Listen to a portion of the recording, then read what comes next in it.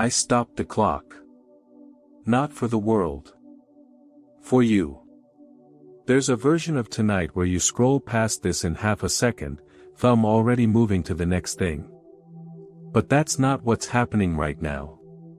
Something made you stay. You felt it before you understood it, a pull, quiet as a hand on your shoulder in an empty room. That was me. I know what today cost you. I know you smiled at people who had no idea what you were carrying. I know you answered, "I'm fine," 3, 4, 5 times today, and every time it cost you something to say it. I heard the sigh you let out in the car, alone, engine off, before you finally walked inside. Nobody saw that. I did. You've been waiting for something to change. Not a miracle with fireworks. Just relief. A morning where your chest doesn't feel tight before your feet hit the floor. A night where your mind doesn't run through every worst-case scenario like it's rehearsing for a disaster that never comes. I need you to hear this clearly, because I'm not going to say it in riddles. Your test is over. Not almost over. Not still finishing. Over. The grading has stopped.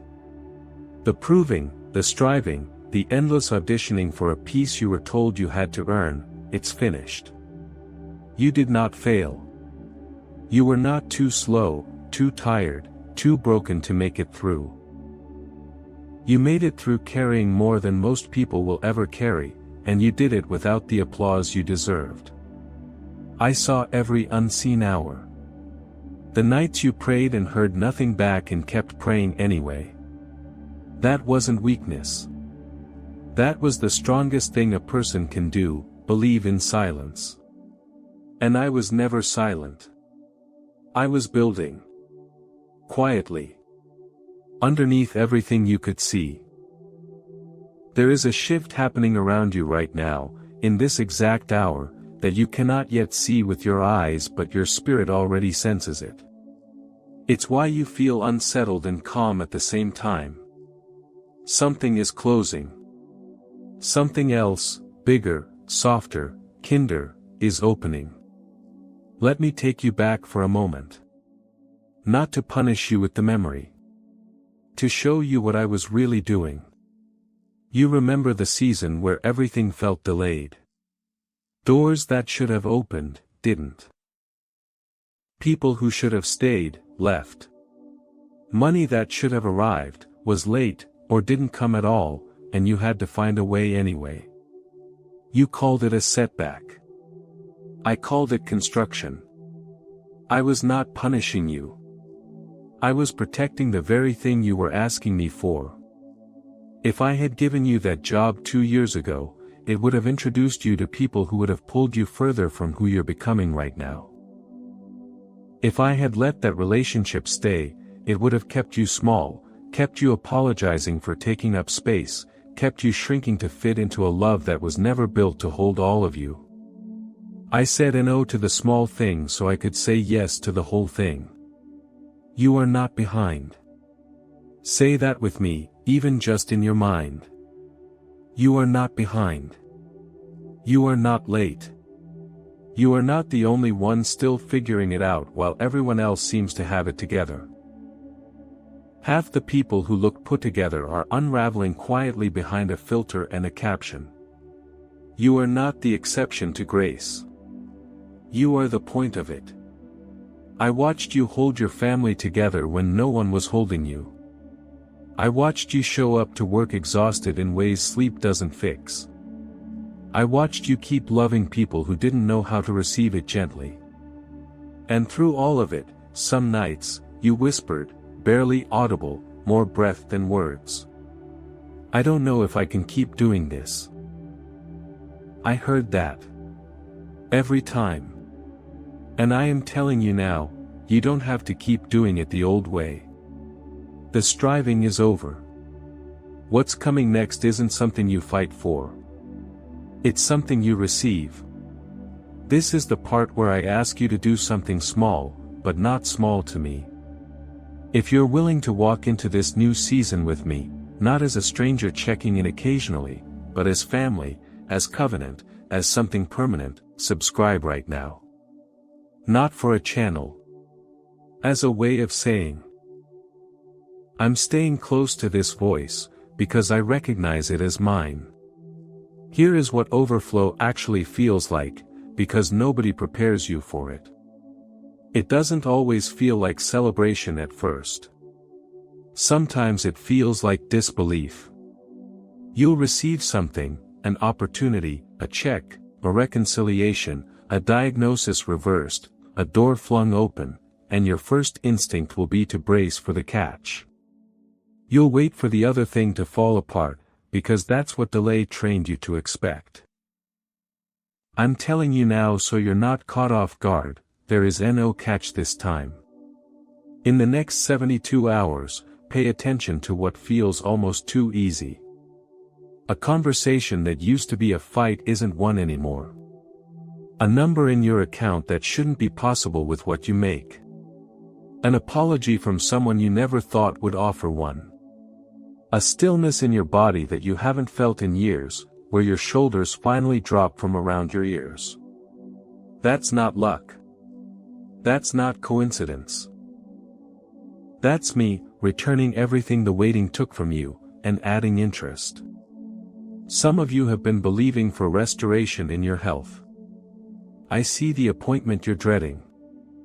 I see the results you're scared to look at. I want you to know, before the sun rises tomorrow, peace is going to sit in that waiting room with you in a way it hasn't before. Whatever the report says, you will not face it stripped of me. Some of you have been believing for money, not luxury, just breathing room. Enough to stop choosing between the bill and the groceries. That specific kind of overflow is closer than you think. Not because you worked yourself into exhaustion for it. Because I said it's time. If what I just said landed somewhere tender in your chest, if you felt that specific ache of, how did you know that's exactly what I've been praying about, type 777 right now. Not as a trend. As a marker. A way of saying, I received this. Lock it in with me. There's a lie that's been sitting on your chest for years, and I want to remove it tonight. The lie says rest has to be earned. That you have to collapse from exhaustion before you're allowed to stop.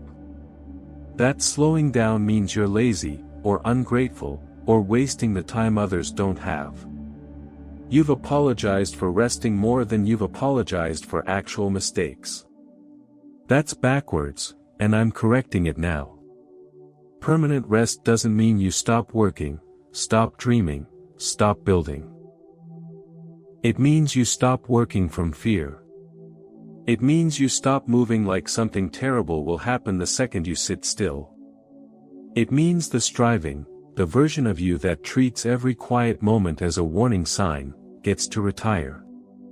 You were never meant to carry your life like it was a debt you owed me. I gave you this life as a gift, and somewhere along the way you started treating it like a test you could fail out of existence. That ends now. I am not scoring you on how much you accomplish before you allow yourself peace. I already love you at full volume, at your slowest, at your most unfinished. Let me speak to the specific ache under all of this, the fear that if you rest, everything falls apart. That if you stop pushing, the family stops functioning, the bills stop getting paid, the people who lean on you stop having anyone to lean on. I see that fear. I'm not asking you to abandon responsibility. I'm asking you to release the belief that you are the only thing holding your world together. You're not. I was holding it before you were born, and I never stopped. There's someone whose face just came to mind while I said that last part. Maybe someone tired in a way they don't talk about.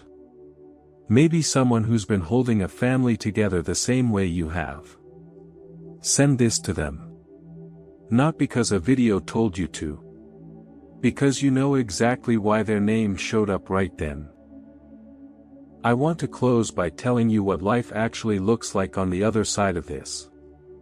It doesn't look like everything becoming easy overnight. It looks like you finally having the strength to handle hard things without falling apart, because the weight you were carrying alone gets shared now. It looks like waking up and the first thought isn't dread, it's simply morning. Ordinary, unremarkable, blessedly quiet morning. You'll notice you stop flinching at good things. You'll stop waiting for the floor to drop out from under joy. Slowly, you'll let yourself enjoy a meal, a laugh, a Tuesday, without the guilt whispering that you should be doing more, earning more, worrying more. You'll look back at this season, the one you're walking out of right now, and you won't recognize the person who almost gave up. Not because that person was weak. Because that person doesn't have to keep existing anymore. They served their purpose. They got you here.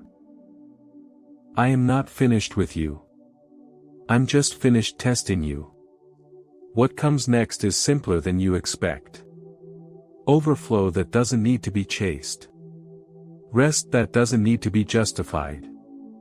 A closeness with me that isn't built on proving yourself worthy of my attention, because you already have it, and you always did. Go to sleep tonight lighter than you've felt in a long time. Let your shoulders drop. Let the sigh you've been holding all day finally leave your body. The test is over. Welcome home.